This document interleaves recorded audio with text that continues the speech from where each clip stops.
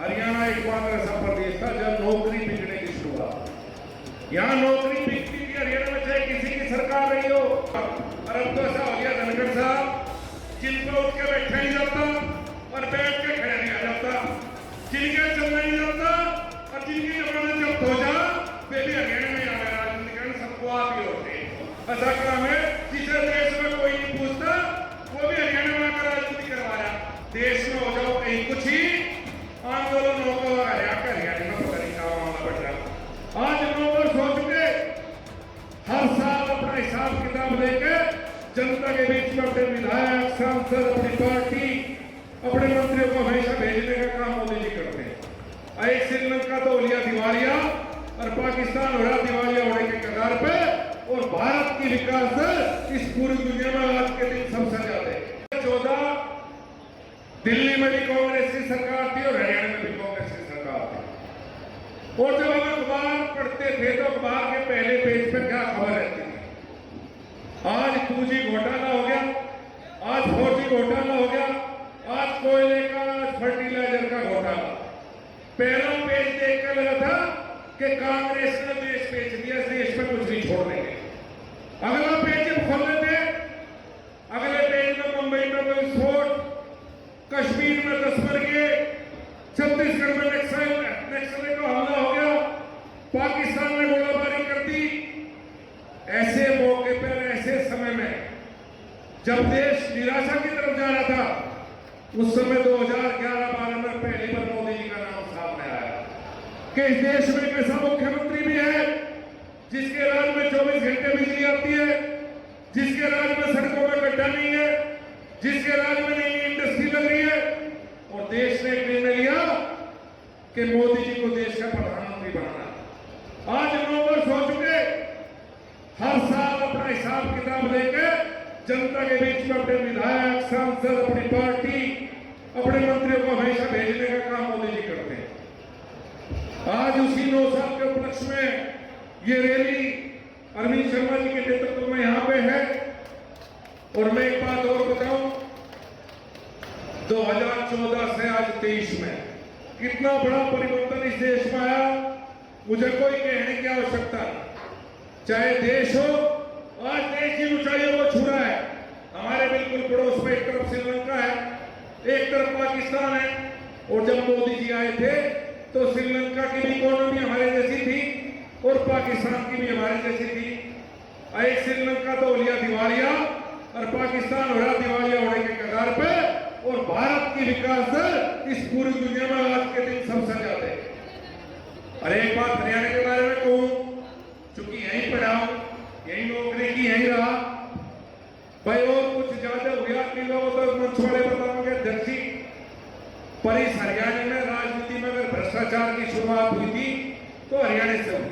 आया राम गया राम कहा, और उसके बाद हरियाणा एक मात्र ऐसा प्रदेश था जब नौकरी बिकने की शुरुआत। यहाँ नौकरी बिकती थी हरियाणा में, चाहे किसी की सरकार रही हो। इस भारतीय जनता पार्टी सरकार का जो सबसे बड़ा काम मैं मानता हूं वो ये है कि हरियाणा में नौकरियों की बिक्री बंद करवा दी, जो 2014 तक लगातार बिक्री थी हरियाणा में। आज बहुत से लोग मिले मेरे पास आए, बिल्कुल आम परिवार, गरीब परिवार।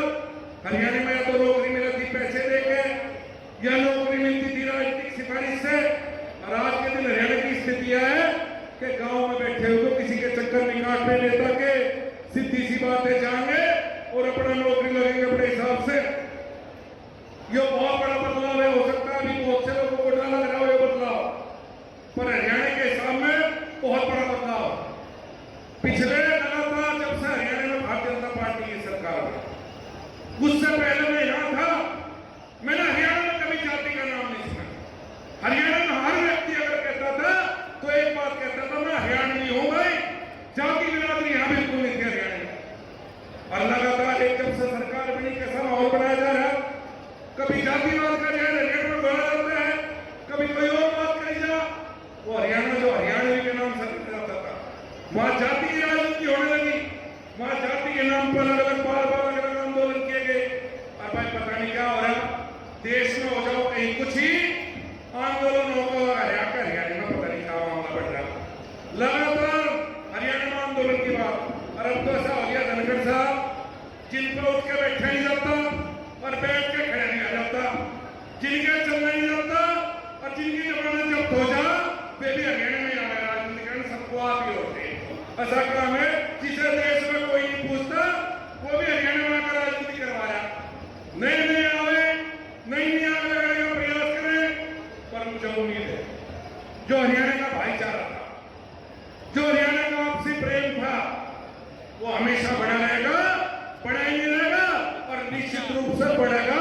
हरियाणा इनके बकाये में बिल्कुल नहीं आवे जो लोग हरियाणा को बकाना चाहते हैं।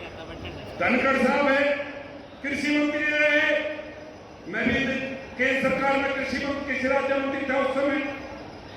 हरियाणा से किसानों के लिए बेहतर सरकार हो नहीं सकती, चाहे जब कृषि मंत्री धनखड़ साहब थे, चाहे अब दलाल साहब है। हरियाणा जैसी खरीद कहीं, हरियाणा में मुआवजा सबसे ज्यादा, हरियाणा के किसानों को सबसे ज्यादा सुविधा हरियाणा सरकार की तरफ से, पर बार बार किसान आंदोलन भी हरियाणा में जन्म ले। और मैं तो एक बड़ा लंबा आंदोलन चला जो उसका जिक्र ज्यादा नहीं करता, लेकिन भाई हरियाणा में उत्तर प्रदेश से ध्यान लेकर आया।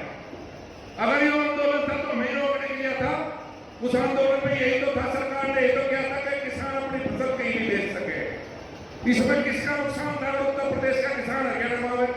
भाई उत्तर प्रदेश, पश्चिम उत्तर प्रदेश हरियाणा का भाईचारा रहा, और भाईचारा भी ऐसा है कि कांटा एक के चुभे और दर्द दूसरे को, चाहे कोई मुद्दा हो। हरियाणा और पश्चिम उत्तर प्रदेश का भाईचारा था, है और रोगा किसी के टूटने से बिल्कुल नहीं होते। तो बहुत लंबी सरकार की योजनाओं के बारे में तो अब मेघवाल साहब और धनखड़ साहब बताओगे। मैं तो इस शानदार सफल रैली की अरविंद शर्मा और पूरे संगठन धनखड़ साहब ने 3 रैली कर दी है में, गुड़गांव लोकसभा, फरीदाबाद लोकसभा और यह रोहतक लोकसभा। और मैं कहूँ धनखड़ साहब योगी आपने एक रिकॉर्ड बना दिया, बड़ा रिकॉर्ड है आपके नाम। और भाई बड़ा मुश्किल काम है, लेकिन संगठन के व्यक्ति हैं तो मेरे पूरे संगठन को बहुत बहुत बधाई। और पंडित जी लगे